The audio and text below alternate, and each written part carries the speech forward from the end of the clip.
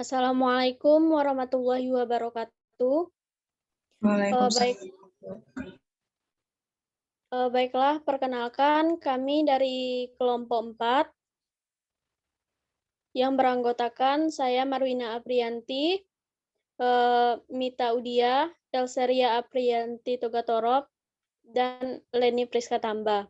Baiklah, untuk penjelasan pertama akan disampaikan oleh Mita. Kepada Mita, saya persilakan. Baiklah, terima kasih kepada moderator. Jadi di sini saya akan menjelaskan materi yang pertama, itu adalah black hole. Jadi representasi dari eksperimental dari benda hitam itu adalah lubang jarum dalam wadah tertutup. Nah, radiasi yang dipantulkan itu berkali-kali di dalam wadah dan juga dapat mencapai kesetimbangan termal dengan adanya dinding pada suhu atau dengan tanda itu adalah T. Nah, radiasi yang keluar itu melalui lubang jarum merupakan karakteristik dari radiasi di dalam wadah, di mana di sini dapat kita lihat bahwa merupakan penggambaran dari black hole atau dari dari eksperimental dari benda hitam tersebut. Kemudian itu masuk ke materi selanjutnya, itu adalah mengenai gelombang. Jadi apa sih maksud dengan gelombang itu? Jadi gelombang itu adalah segala sesuatu yang bergerak. Nah, gelombang itu juga dapat kita artikan dengan getaran yang merambat. Struktur ideal dari satu gelombang itu akan mengikuti gerak dari sinusoide. Nah, selain radiasi elektromagnetik dan mungkin radiasi gravitasional yang bisa berlanjut melalui lewat vakum. Gelombang juga dapat terdapat pada suatu medium karena perubahan struktur yang mampu menghasilkan dari gaya yang dapat lentur di mana mereka itu dapat berlanjut dan juga memindahkan energi dari suatu tempat ke tempat lain dengan adanya pautan tanpa mengakibatkan adanya suatu partikel medium yang berpindah karena secara permanen dengan tidak adanya perpindahan secara massal. Nah, suatu medium itu dapat disebut juga dengan medium karena yang pertama itu adalah linear jika gelombang yang beda di mana semua titik tertentu di medium tersebut bisa kita jumlahkan. Terbatas jika terbatas, selain itu dapat juga disebut juga dengan tak terbatas. Yang kedua itu adalah seragam, yang mana ciri fisiknya itu adalah tidak berubah pada titik yang beda. Yang ketiga itu adalah isotropik, yang mana jika ciri fisiknya itu sama pada arah yang berbeda. Nah, untuk memindahkan fungsi fx ke kanan, seperti yang kita lihat dari grafik ini, maka cukup kita dapat dengan mengubah argumennya dari x ke xa atau x kurang a, di mana a ini adalah bilangan positif. Jika kita membiarkan a itu adalah sama dengan f kali t, di mana f atau kecepatan itu adalah positif, dan t itu adalah waktu, maka perpindahan akan meningkat seiring waktu. Jadi, F itu adalah X dikurang V kali T, di mana mewakili gelombang yang merambat ke kanan atau ke depan. Demikian pula, jika kita mengandaikan jika F itu adalah X tambah dengan V, di mana itu adalah mewakili gelombang yang merambat ke kiri atau ke belakang. Di mana, seperti yang saya jelaskan tadi, V itu adalah kecepatan dari gelombang tersebut. Seperti yang dapat kita lihat dari grafik ini. Nah, jadi di sini dapat kita lihat ini adalah salah satu pengandaian dari suatu gelombang tersebut. Kemudian dalam suatu gelombang itu maka akan terdiri yang pertama ada panjang gelombang. Jadi panjang gelombang itu adalah jarak antara dua puncak gelombang yang berurutan, yang mana panjang gelombang tersebut merupakan panjang satu puncak dan juga satu lembah. Misalnya pada gelombang tali yang kita definisikan yang terdiri atas satu puncak dan juga satu lembah. Contoh lainnya itu adalah ketika kita menggerakkan tali, maka dalam satu kali gerakan tali tersebut akan terdapat beberapa puncak dan juga lembah. Di sini dapat kita lihat, kita contohkan di sini ada suatu panjang gelombang, di mana Jika satu lembah ini dan juga satu bukit satu lembah ini kita andaikan dengan panjang gelombang.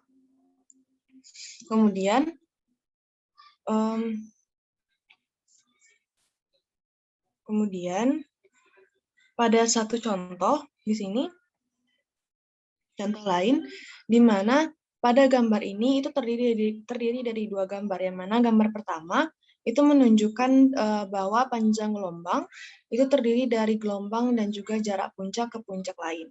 Di sini dapat kita lihat, di sini dari puncak sini dan juga ke puncak ini tersebut juga dengan panjang gelombang. Sedangkan yang gambar kedua ini di mana menunjukkan bahwa gelombang itu diperlihatkan itu merambat ke kanan dan juga dengan kecepatan.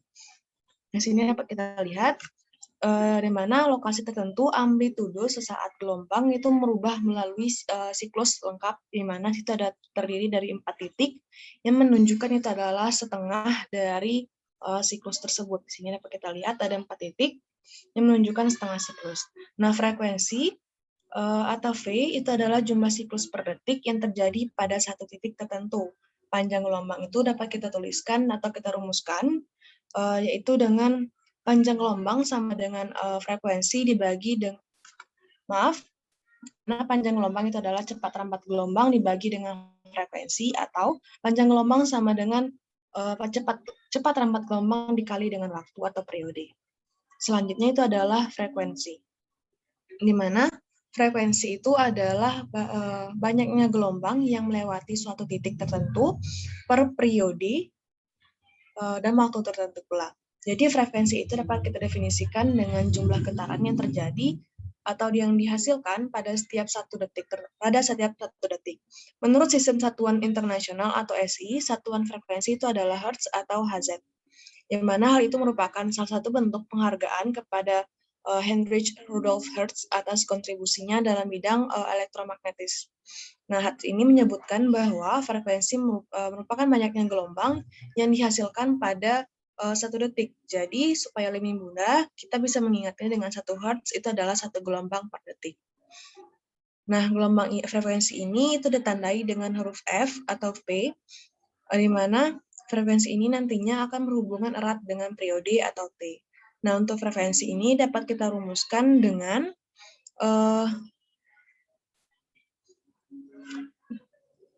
frekuensi sama dengan 1 per T, atau frekuensi itu adalah N per T atau banyaknya jumlahnya dibagi dengan waktu.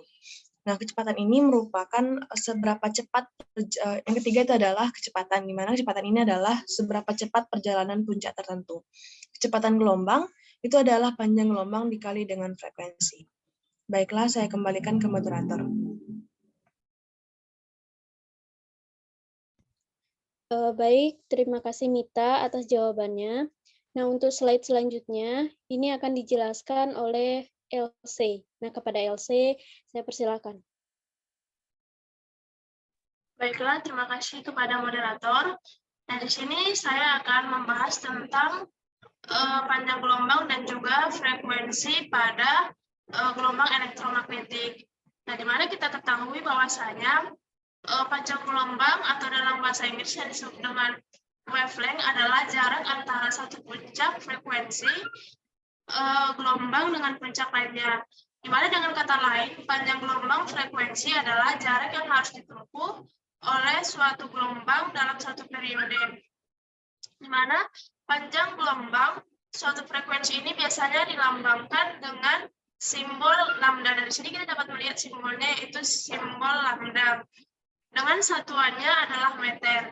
Di mana untuk mengetahui panjang gelombang atau wavelength ini, kita perlu mengetahui nilai frekuensi dan kecepatan gelombang, di mana frekuensi adalah sejumlah getaran yang dihasilkan satu detik.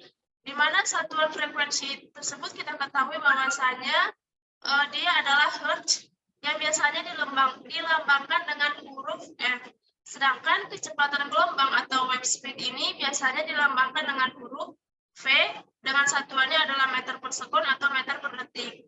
Di mana kita ketahui bahwasanya panjang gelombang itu adalah jarak satu puncak gelombang ke puncak lainnya, dan umumnya itu dihubungkan dengan spektrum elektromagnetik. Di mana perhitungan dari panjang gelombang ini ditentukan oleh data yang diketahui diketahui. Jika yang diketahui adalah laju dan frekuensi gelombang, maka kita bisa menggunakan rumus dasarnya, yaitu dengan menggunakan perhitungan panjang gelombang. Nah, jika kita ingin menentukan panjang gelombang cahaya berdasarkan energi spesifik foton, maka kita bisa menggunakan persamaan energi. Nah, kita ketahui bahwasanya untuk mencari panjang suatu gelombang itu, kita bisa membagi laju dengan frekuensinya dengan rumus yang kita ketahui adalah panjang gelombang sama dengan laju gelombang per frekuensi. Di mana kita ketahui panjang gelombang itu disimbolkan dengan huruf seperti ini, yaitu dengan lambda, sedangkan laju itu disimbolkan dengan huruf V, dan juga frekuensi itu disimbolkan dengan huruf F. Sehingga kita ketahui bahwa dari sini kita dapat mengambil bahwasanya rumus dari panjang gelombang itu adalah lambda sama dengan V per F. Di mana untuk menghitung frekuensi dengan laju dan panjang gelombang ini kita juga dapat melakukan persamaan, yaitu dengan adanya rumus ini, maka frekuensi tersebut kita dapat yaitu F sama dengan V per lambda. Sehingga berdasarkan rumus dari panjang gelombang dan juga frekuensi gelombang tersebut, dengan frekuensi tersebut, maka didapatkanlah hubungannya, yaitu lambda kali V sama dengan C. Karena kecepatan energi, kita ketahui juga karena kecepatan energi elektromagnetik adalah konstan atau kecepatan cahayanya, maka panjang slide selanjutnya, Mit. Nah, karena kecepatan energi elektromagnetik itu adalah konstan atau kecepatan cahayanya, maka panjang gelombang dan juga frekuensi itu berbanding terbalik. Di mana semakin panjang suatu gelombang, maka semakin rendah frekuensinya. Dan semakin pendek suatu gelombang, maka semakin tinggi frekuensinya. Yang mana kita dapat melihat hubungan dari antara keduanya berdasarkan rumus sebagai berikut, yaitu V sama dengan V per C sama dengan 1 per lambda. Sehingga dari rumus ini didapatkanlah bahwasanya kecepatan energi elektromagnetik itu dapat dihitung berdasarkan dari panjang gelombang dan juga frekuensinya, yang mana tadi berbanding terbalik. Slide selanjutnya, Mit. Nah, di sini kita akan membahas tentang radiasi elektromagnetik. Nah, radiasi elektromagnetik itu adalah kombinasi medan listrik dan medan magnet yang berisolasi dan merambat lewat ruang dan membawa energi dari satu tempat ke tempat lain. Di mana cahaya tampak adalah salah satu bentuk radiasi elektromagnetik. Setiap muatan listrik yang memiliki percepatan ini memancarkan radiasi elektromagnetik. Waktu kawat menghantarkan muatan yang sama dengan arus listrik, di mana di sini bergantung pada situasi. Gelombang elektromagnetik ini dapat bersifat seperti gelombang dan juga frekuensi, di mana sebagai gelombang itu dicirikan oleh kecepatannya, oleh panjang gelombangnya, dan juga oleh frekuensinya. Dan jika dipertimbangkan oleh partikelnya, maka kita ketahui sebagai foton, dan masing-masing ini mempunyai energi berhubungan dengan frekuensi gelombang yang ditunjukkan oleh hubungan Max Planck. Di mana kita ketahui bahwa rumus dari Max Planck itu adalah E sama dengan H kali F. Di mana E itu adalah energi foton, satuannya adalah joule, sedangkan H itu adalah konstanta Planck yang dengan satuannya adalah 6,626 kali 10 pangkat min 3 joule per sekon, di mana F itu adalah frekuensi gelombang yang satuannya adalah hertz. Di mana perubahan medan listrik dan medan magnet ini ditimbulkan dengan cara yaitu dua bola isolator bermuatan positif dan negatif yang digetarkan sehingga jaraknya itu berubah-ubah sesuai dengan frekuensi getaran tersebut. Di mana perubahan magnet tersebut juga akan menimbulkan sebuah medan listrik. Nah, timbulnya medan listrik ini ditandai dengan dipancarkannya gelombang elektromagnetik, di mana bahwasanya medan listrik dan medan magnet inilah yang akan menimbulkan gelombang elektromagnetik. Nah, cahaya ini juga memiliki kesamaan sifat dengan radiasi elektromagnetiknya, terutama mengenai sifat penjalanannya. Di mana kita ketahui bahwasannya itu cahaya terdiri dari dua komponen, yaitu komponen listrik dan juga komponen magnetik. Nah, interaksi gelombang elektromagnetik ini juga terjadi antara medan listrik gelombang elektromagnetik dengan gerakan elektronik dan dari materinya. Slide selanjutnya, Mit. Di mana kita ketahui bahwasanya radiasi elektromagnetik ini mempunyai dua sifat. Yang pertama itu adalah sebagai gelombang.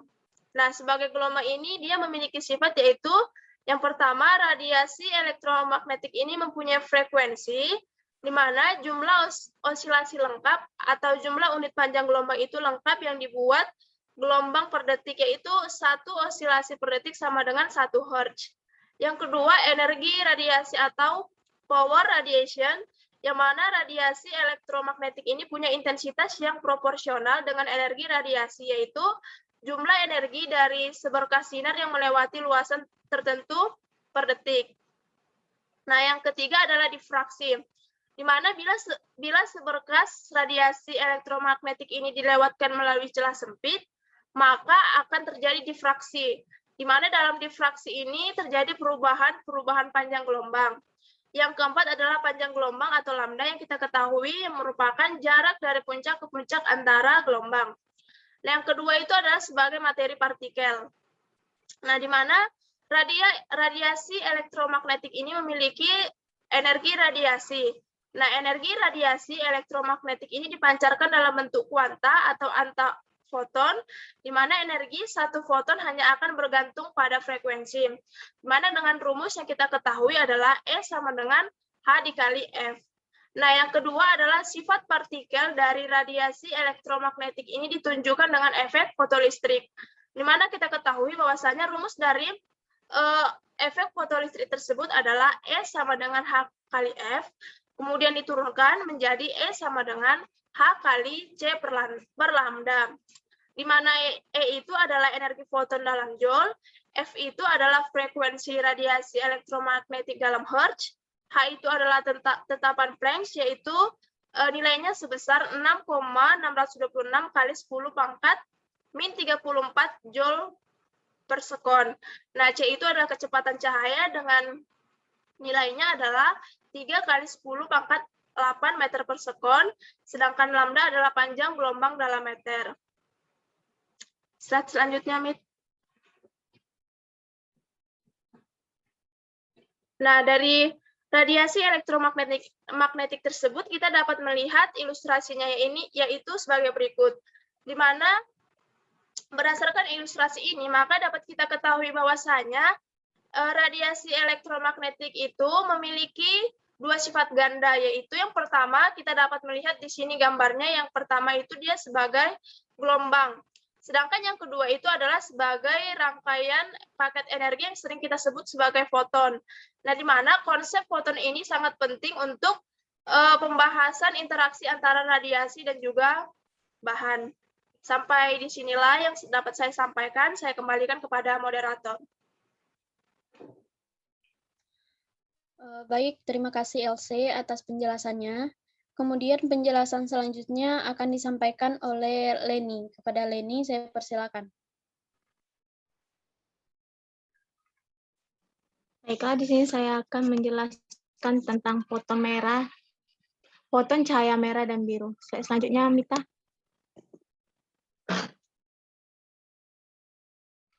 Nah, berikut adalah gambar dari foton cahaya merah dan biru.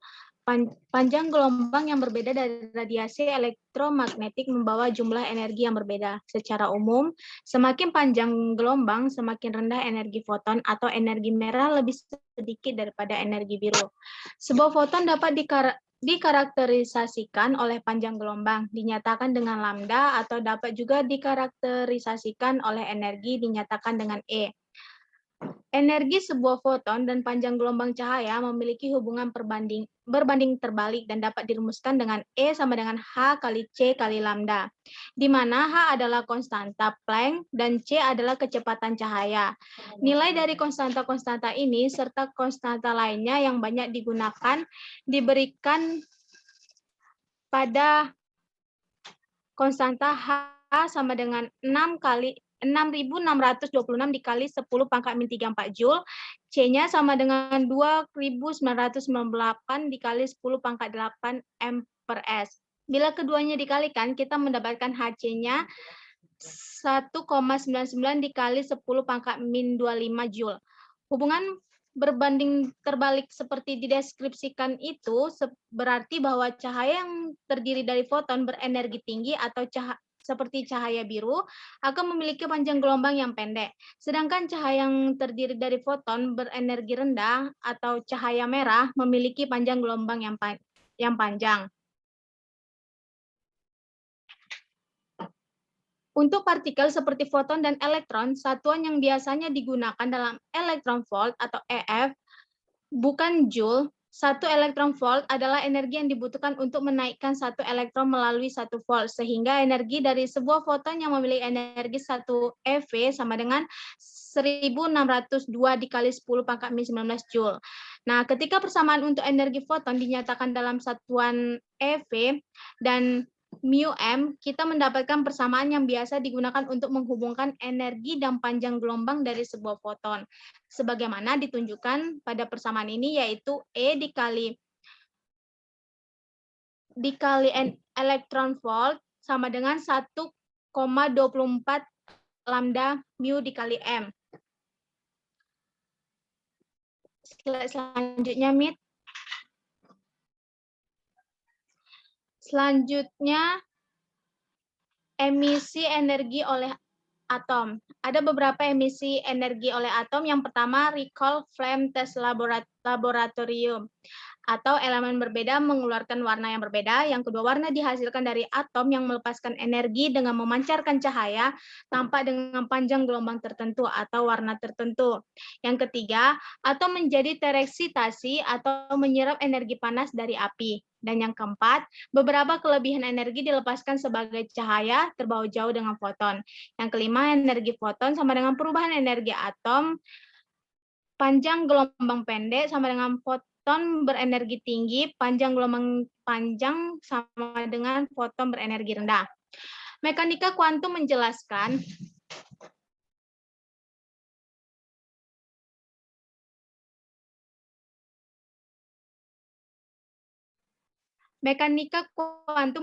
bahwa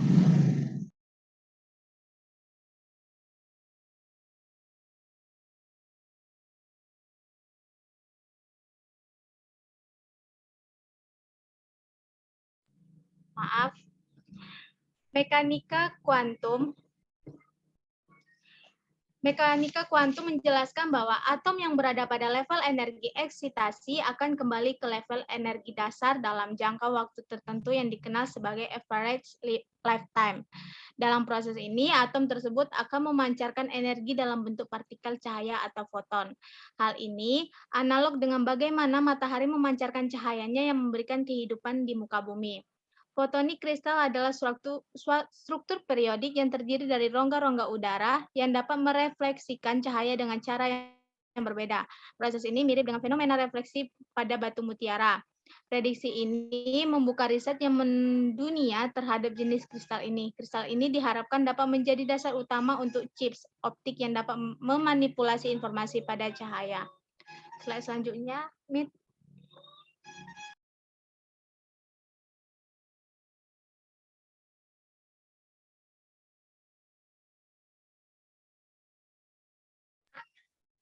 Selanjutnya, atom litium. Tembaga memancarkan cahaya hijau karena mengalami perubahan energi yang berbeda dari litium. Perubahan energi untuk lembaga sesuai dengan energi foton lampu hijau, demikian juga perubahan energi untuk natrium sesuai dengan foton dengan warna orange kuning. Nah, di mana ini merupakan gambar dari atom litium yang tereksitasi memancarkan foton cahaya merah turun ke dalam energi yang lebih rendah. Ketika atom menerima energi dari beberapa sumber, mereka menjadi satu, mereka dapat melepaskan energi ini dengan memancarkan cahaya. Energi yang dipancarkan terbawa oleh foton. Dengan demikian, energi foton sama persis dengan perubahan energi yang dialami oleh foton yang memancarkan. Foton energi tinggi sesuai dengan panjang gelombang cahaya pendek dan foton energi rendah sesuai dengan panjang gelombang cahaya yang panjang. Foton cahaya merah karena itu membawa lebih sedikit energi daripada foton cahaya biru. Karena cahaya merah memiliki panjang gelombang yang lebih panjang daripada cahaya biru. Selanjutnya, Mit.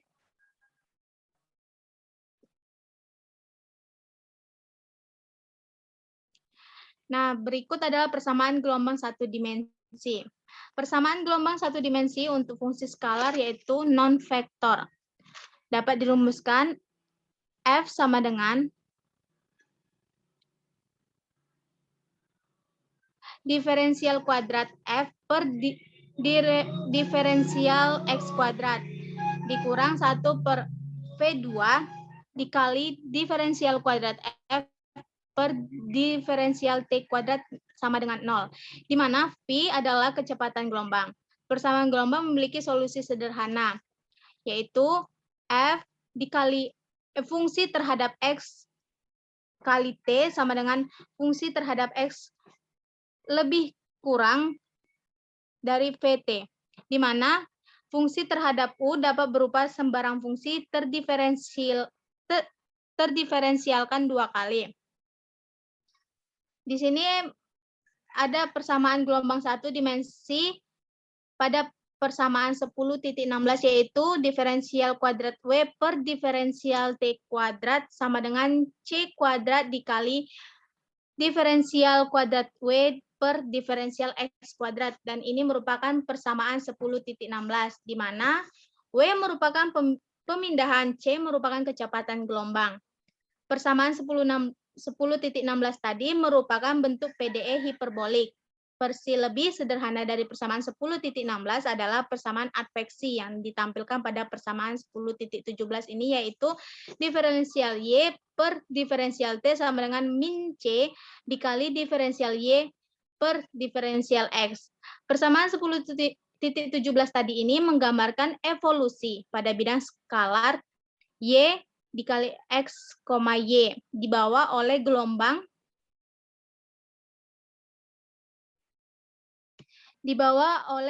dengan kecepatan konstanta C dan bergerak dari kiri ke kanan jika C besar dari 0. Persamaan adveksi merupakan contoh paling sederhana sama seperti konferensi flux. Jadi dapat diskretisasi persamaan 10.17 dapat ditampilkan pada persamaan 10.18 yaitu Y dikali I ditambah 1J sama dengan Y I dikali J dikurang C delta T per 2 delta X dikali Y I J ditambah 1 dikurang Y I J dikurang 1. Dan berikut, dan itu merupakan persamaan dari 10.18. Slide selanjutnya, Mit.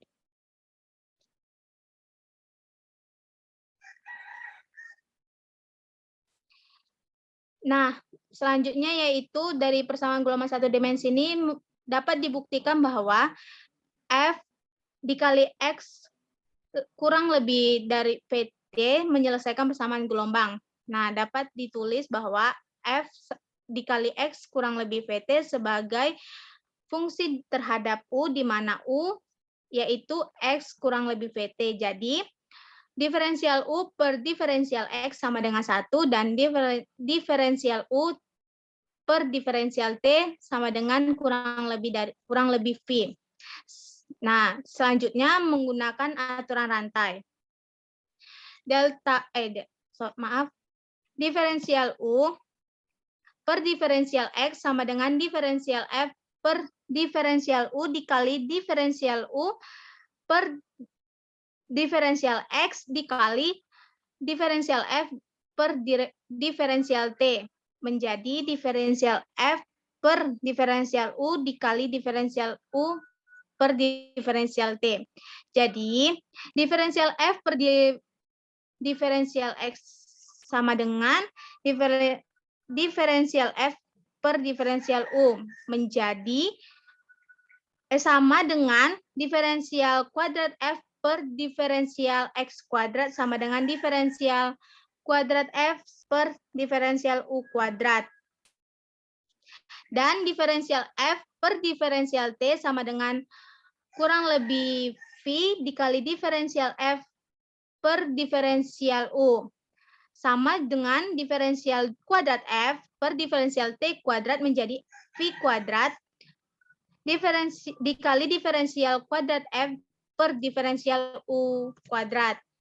Nah, jadi substitusi kebersamaan gelombang ini yaitu diferensial kuadrat F per diferensial kuadrat diferensial X kuadrat dikurang 1 per V kuadrat dikali diferensial kuadrat V F per diferensial T kuadrat sama dengan diferensial kuadrat V per diferensial U kuadrat dikurang 1 per V kuadrat dikali V kuadrat dikali diferensial kuadrat F per diferensial U kuadrat.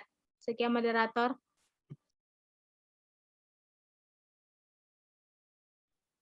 Baik, terima kasih kepada Leni.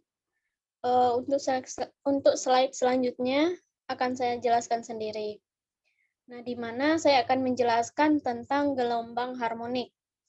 Nah, dalam fisika dasar terdapat beberapa kasus benda getar, di antaranya adalah gelombang harmonik sederhana atau biasa yang kita kenal dengan gelombang harmonik.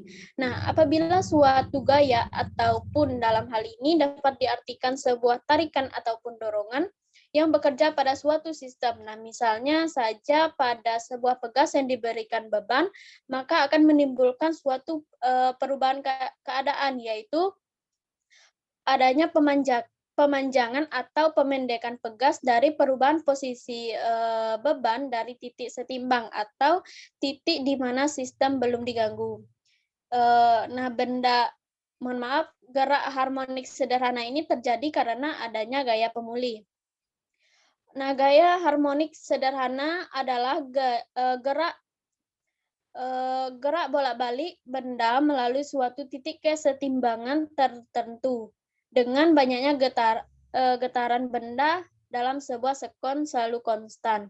Nah, sehingga gerak harmonik ini merupakan sebuah kajian yang sangat penting terutama dalam bidang teknik, elektronika, geofisika, dan lain sebagainya. Nah, banyak sekali gejala yang bisa dijelaskan melalui pemahaman yang baik tentang gerak harmonik sederhana dan gelombang pada umumnya. Nah, seperti contohnya sinyal arus dan tegangan pada rangkaian listrik, gelombang seismik, getaran pada mesin, dan lain sebagainya. Contohnya yaitu energi dan daya gelombang harmonik. Nah, di mana energi untuk mengayun sebuah tali, nah jika kita mengayun sebuah tali itu, dan kemudian terjadi gelombang di sepanjang tali itu, nah sebenarnya yang kita lakukan adalah memberikan energi ke tali tersebut, tentu saja karena tali itu bergerak, terjadi energi kinetik dan juga energi potensial. Sehingga tali tersebut memiliki tegangan gaya yang kita berikan untuk mengayunkan tali tersebut yang bekerja berlawanan dengan tegangan yang dimiliki oleh tali. Nah, sehingga persamaan untuk gerak harmonik ataupun gelombang harmonik dapat ditulis yaitu E sama dengan E0 cos K dikali X dikurang CT. Nah, di mana E0 adalah amplitudo gelombang ataupun berhubungan dengan energi dibawa oleh gelombang. K sama dengan 2 pi per lambda sama dengan 2 pi dikali V, di mana adalah bilangan gelombang sudut. Selanjutnya lambda adalah bilangan gelombang sudut, V adalah bilangan gelombang sama dengan 1 per lambda. Sehingga E sama dengan E0 cos dikali K X dikurang omega dikali dengan T, di mana Kc sama dengan 2pi C per lambda sama dengan 2pi, F sama dengan frekuensi sudut.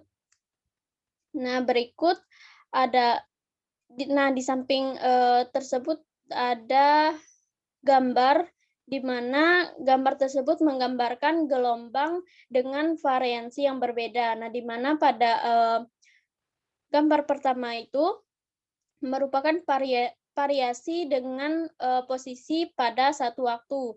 Nah, kemudian untuk gambar kedua yaitu variasi dengan waktu di satu tempat. Selanjutnya,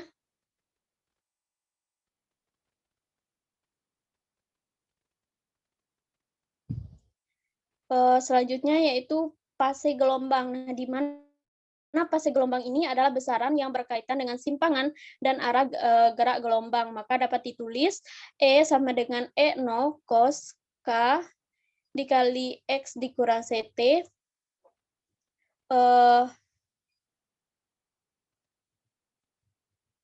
Pi sama dengan K dikali X dikurang CT. Nah, argumen fungsi kosinus mewakili fase gelombang atau praksi mohon maaf, saya ulangi, argumen fungsi kosinus mewakili fase gelombang atau praksi dari siklus lengkap dari gelombang. Nah, di mana gambar yang pertama itu merupakan gelombang dalam fase, di mana garis yang merah itu merupakan garis fase yang sama ataupun sama dengan muka gelombang, sama dengan kontur medan maksimum. Selanjutnya untuk gambar yang kedua itu merupakan gelombang luar fase. Slide selanjutnya.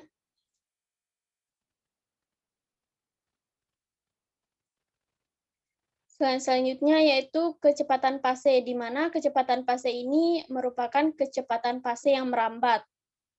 Nah, seberapa cepatkah fase gelombang itu merambat? Nah, dapat teman-teman lihat di gambarnya, dapat teman-teman lihat di PPT. Nah, di mana cepat rambat gelombang itu merupakan suatu jarak yang ditempuh oleh gelombang pada setiap satu satuan waktu. Sehingga kecepatan adalah jarak frekuensi dibagi dengan waktu frekuensi.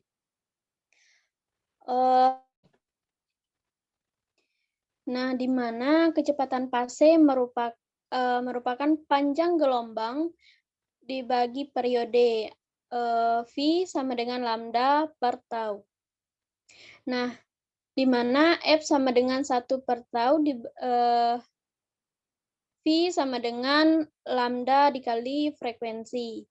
Nah, dalam hal ini, K sama dengan 2V per lambda, dan frekuensi sudut sama dengan omega sama dengan 2V per tau. Ini ada V sama dengan lambda, V sama dengan omega per K. Selanjutnya.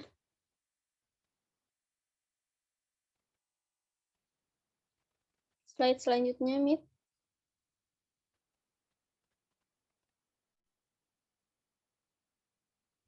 Nah, dari gambar ini merupakan kecepatan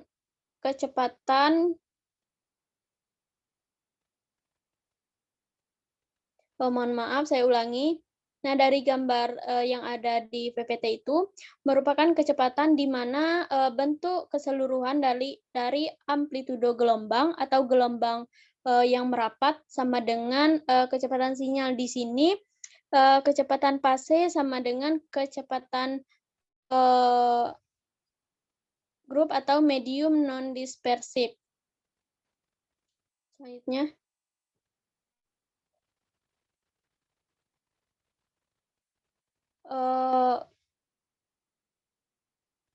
Selanjutnya yaitu dispersi atau kecepatan fase dibagi dengan kelompok yang tergantung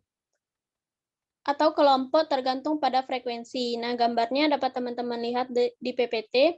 Nah, di mana titik hitam yang bergerak dengan kecepatan fase, titik merah bergerak dengan kecepatan grup. Nah, ini adalah dispersi normal atau indeks yang menurunkan bias dengan meningkatnya indeks tersebut. Baiklah, mungkin cukup sekian pemaparan dari saya.